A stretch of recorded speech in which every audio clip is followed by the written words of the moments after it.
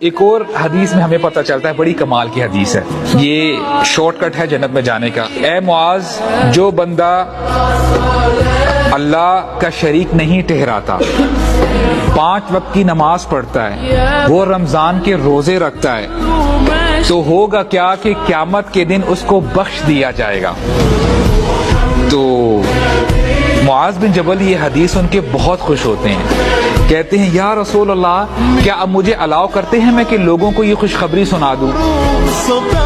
جب آپ کو پتہ چل جائے شارٹ کٹ جنت میں جانے کا، تو آپ اس کو پھیلانے کی کوشش کریں گے۔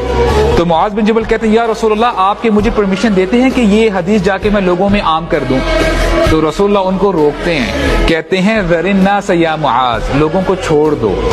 اور ایک اور الفاظ ہمیں ملتے ہیں، اذن ینتقئوا، کہ اے معاذ اگر تم ان کو یہ حدیث بتا دو گے، پیپل ول بیکم لیزی، لوگ مزید سست ہو جائیں گے۔